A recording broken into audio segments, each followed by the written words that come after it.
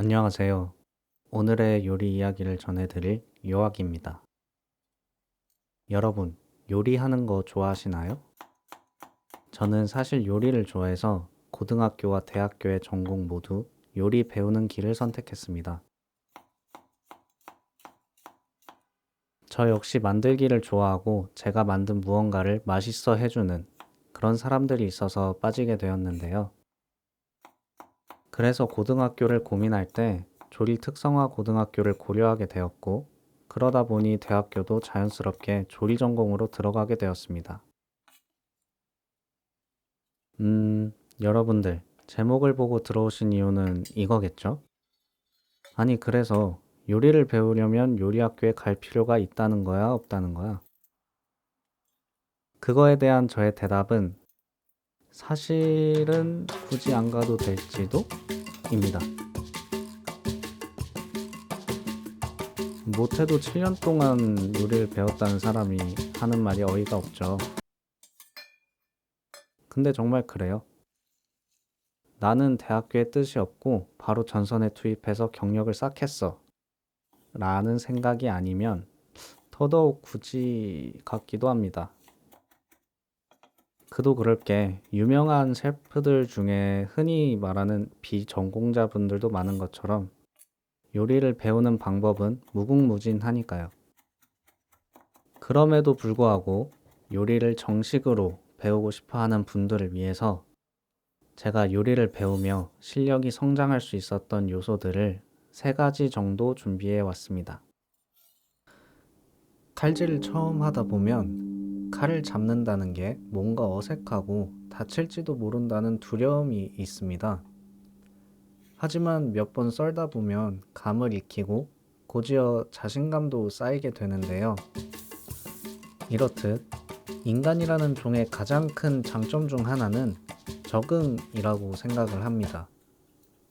그리고 그 적응력은 결국 모방에서 오는데, 모방을 잘하기 위해서는 대상에 대한 관찰력과 그 대상을 관찰하는 동안의 집중력이 중요하다고 느낍니다. 선생님들이나 교수님들이 요리 시연이나 강연을 하실 때 그저 요리하는 순서랑 방법을 익히라는 의미가 아니라 그분들이 하는 손짓, 예를 들면 칼을 쥐고 있을 때는 어떤 습관들이 있는지, 도마를 사용할 때 어느 부위를 가장 선호하는지, 냄비나 팬을 다룰 때는 그립이 어떤지, 손목을 어떻게 돌리는지, 오른손은 어떻게 이용하는지, 불 조절은, 팬을 흔드는 방향이나 시간, 횟수는, 서 있는 각도는, 발의 모양이나 스텝은 등등. 닮고 싶은 분이 있다면 그들에게 완전히 동화가 될 정도로 관찰하고 기록하고 모방을 해보면 실력이 어느새 크게 올라갔음을 느끼실 겁니다. 저도 실제로 제 선생님인 분들의 멋있는 부분들이 있으면 따라하려고 끊임없이 노력을 했던 것 같아요. 안 되면 왜 안 되는지 다시 살펴보고, 그러다가 한번 성공하면 다시 도전해보고, 겉멋만 들이는 행동일 수도 있는데 초반에 누군가를 따라하려는 것은 확실히 도움이 됩니다. 2번째는 실수를 줄이기입니다. 우리 학창 시절 때 공부를 하고 채점한 다음에 틀린 문제에 대한 오답 노트를 하는 경우가 있잖아요. 음식을 만드는 거에 정답이 어디 있겠냐만, 테스트 음식이 아닌 이상 자신이 의도한 바와 다르게 나오면 저는 잘못된 음식이라고 생각을 합니다. 그래도 왜 잘못 나왔는지에 대해서 분석을 하는 건 꽤 도움이 됩니다. 음식을 만들다 보면 같은 재료와 레시피로 해도 분명 차이가 날 때가 있는데요. 그러면 그때 조리 과정을 복기시키면서 저번 요리와의 차이점을 분석하는 거죠. 보통은 원인이 찾아지긴 합니다만 당장 떠오르지 않는다고 낙담할 필요는 없는 것 같아요.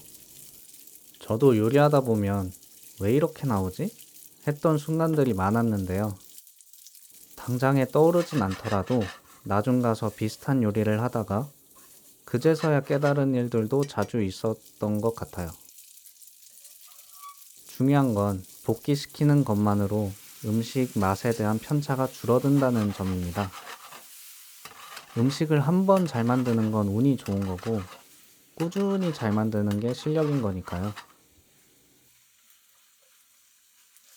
마지막으로 전달드리고 싶은 내용은 맛에 대한 경험 넓히기입니다. 세계에는 정말 다양한 식재료가 있고 그런 재료들을 이용해서 만드는 무궁무진한 음식들이 있잖아요. 이 세상 모든 음식을 경험하는 건 쉽지 않다고 생각합니다. 그래도 요리를 배우는 입장에서 항상 같은 음식을 먹는 것보단 같은 음식점을 가더라도 다른 메뉴를 시켜본다든지 새로운 가게가 열리면 그곳에서 음식을 먹어본다든지 새로운 식재료가 눈앞에 보이면 사서 경험해보는 것과 같이 음식에 대한 열린 마음을 가지고 다루다 보면 머릿속에 맛에 대한 아카이브가 쌓이게 되는 것 같아요. 그럼 이제 그 정보들을 활용해서 다양한 음식들을 즐기는 거는 물론이고 직접 만들 때에도 창의력이 생기게 됩니다. 창의적이라는 게 무에서 유를 창조하는 게 아니라 있었던 것과 있었던 것을 합쳐서 나오는 게 대부분이니까요.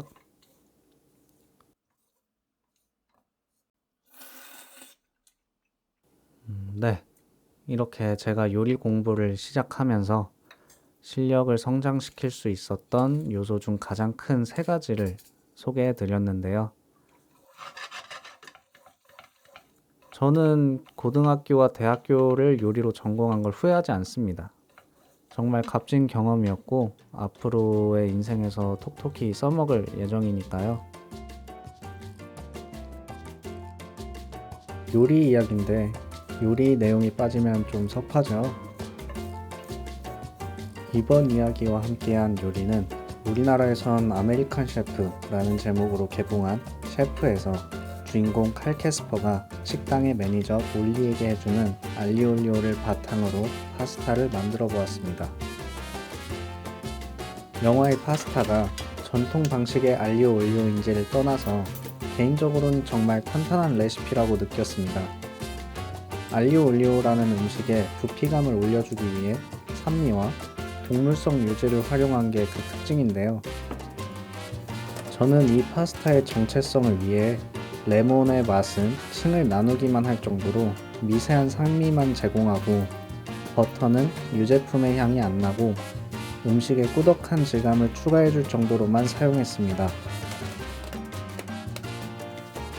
알리올리오는 몇백 년이 지나도 항상 뜨거운 감자일 것 같아요. 기름이 흥건하다느니 그게 왜 들어가냐느니 하면서요. 그만큼 이 음식을 사랑해주시는 분들이 많고 또 그만큼 제각각의 입맛을 가지고 있기 때문이라고 생각합니다. 저의 요리 이야기 목록들도 한 사람의 음식에 대한 사랑과 입맛이구나 라고 생각해 주시면 부족함이 없을 것 같습니다. 그럼 지금까지 긴 영상 봐주셔서 감사하고요. 앞으로 또 시시콜콜한 요리 이야기로 찾아뵙겠습니다.